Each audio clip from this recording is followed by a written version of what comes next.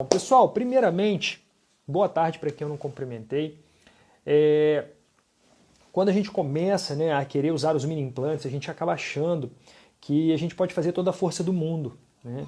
E na verdade a gente tem que lembrar o seguinte: a força ela deve continuar a mesma, porque quem nós estamos movimentando são os dentes.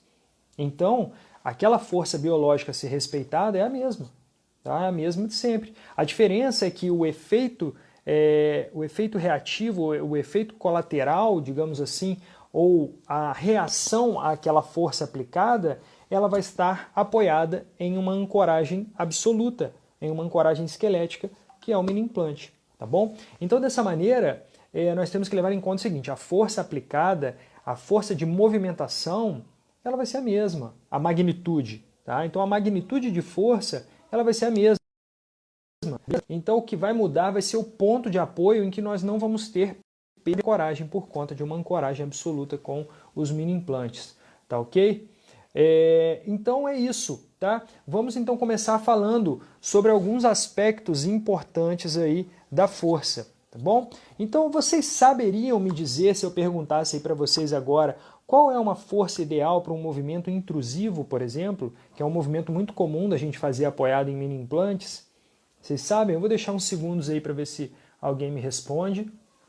Isso são conceitos, né, estabelecidos aí na literatura ortodôntica já há muito tempo, né? Então a gente respeita esses conceitos, apesar de saber que cada paciente ele vai responder de uma maneira diferente, tá? Então as forças que a gente tem e até os números que eu for falar aqui, tá bom? Não quer dizer que serão os números ideais para o seu paciente, mas é uma média de uma amostra avaliada, tá? E você pode usá-la como ponto de partida. Se você achar que essa força está muito alta, se o paciente sentiu muito com aquela força que você colocou, diminua. Eu, particularmente, gosto de começar sempre por baixo, e se eu sentir que não está movimentando, eu posso aumentando. Tá? Eu prefiro fazer assim porque cada paciente vai apresentar um limiar e uma taxa ótima, uma taxa ótima de movimento para cada força. Então, essa questão de força ela é muito relacionada ali com a compressão do capilar sanguíneo do ligamento periodontal. Então, o que a gente faz quando a gente movimenta um dente, né, através do osso? Francisco, na bateria anterior 60 gramas. Isso aí, cara. Isso aí. Porque eu vou falar agora quanto que a gente calcula para poder tá utilizando aí a intrusão. Então a intrusão, né, mas nós utilizamos ali, calculamos por raiz. E de uma maneira geral, a gente calcula ali entre 10 a 15 gramas de força por raiz. Então se a gente está fazendo 4 incisivos, né, isso daria ali, se for calcular 10 gramas, daria 40, né, para cada um. Para cada um não, perdão, para a bateria anterior, para os incisivos. Ou se você quiser até 15, né? Então calculando 15 daria 60. Então a gente pode usar entre 40 a 60 gramas de força, gramas-força para intrusão na bateria anterior, né? Falando aí de incisivos, tá bom? Então essa seria uma taxa considerada ideal na literatura. Quer dizer que vai ser o ideal para o seu paciente? Não necessariamente. Então a gente tem que ir dosando e percebendo, né, as alterações de posicionamento, uma possível perda de controle ali, ou até mesmo você percebeu que o paciente sentiu, teve uma reação, uma sensibilidade dolorosa muito grande ao aplicar essa força, pode ser que ela esteja alta para esse paciente, então diminua. Então essa sensibilidade clínica é que faz com que você realmente consiga, dentro de uma força média, que a gente pode trabalhar 40 a 60 gramas ali de intrusão na região anterior, a gente pode estar variando, buscando ali o ideal para aquele paciente específico, tá bom? Você usa o Correx para medir a força, eu uso o dinamômetro da Zeusan, tá? Que tem praticamente aí o mesmo efeito, né? Assim, a mesma função, eles se parecem muito. Então aí são para mim os dois que eu costumo indicar nos meus cursos, nas minhas aulas, é o Correx e o Zeusan, tá? Que são dinamômetros, tensiômetros aí de maior precisão. Tá? Nós temos ainda tensiômetros mais acessíveis, como por exemplo o da Morelli, né, que é mais acessível financeiramente falando, economicamente falando, mas ele não tem a mesma precisão e ele tem uma vida útil menor, porque a mola dele é de aço, não é de níquel titânio como os outros dinamômetros de precisão. tá bom? Então aí com isso ela vai perdendo essa força mais rapidamente e aí fica realmente totalmente não confiável depois de um determinado tempo de uso, tá bom? Bom, vamos lá.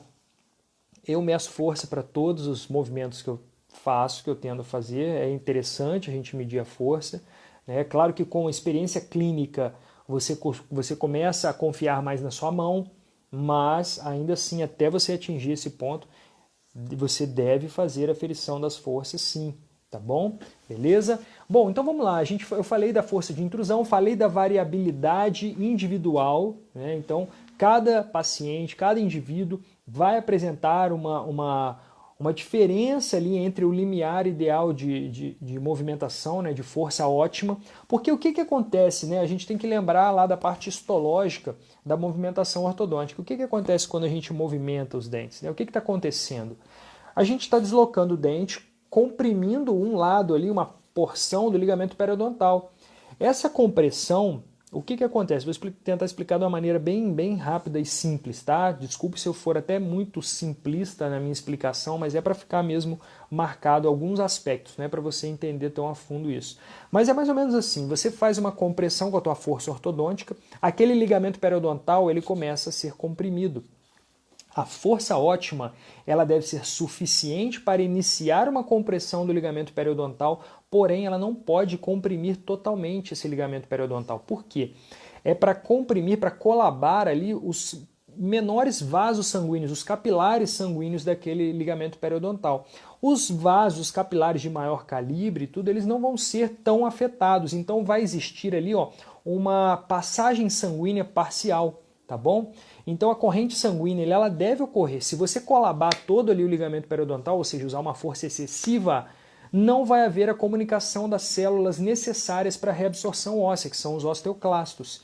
E aí, consequentemente, esses osteoclastos começam a fazer um trabalho de reabsorção à distância, né, que são chamadas as áreas de hialinização, e a reabsorção indireta vai acontecendo, a reabsorção à distância, e isso pode levar aí a necrose celular nessa região, promovendo inclusive reabsorção radicular, tá bom? Então muito cuidado com a força por isso. Então é mais ou menos assim, você vai comprimindo levemente, e lembre-se, o osso alveolar, ele é ali um dos poucos, talvez o único osso do nosso corpo que não tenha irrigação sanguínea e nutrição própria. Ele não apresenta os canais de Harvers, né, ou os de Volkmann, e então ele não tem nutrição celular, ele não tem nutrição sanguínea própria, então o oxigênio e toda a nutrição desse osso alveolar, do processo alveolar, é feito através do ligamento periodontal. Por isso que funciona tudo junto, complexo periodontal, porque ali tem dente, ligamento periodontal, osso, funcionando como uma unidade.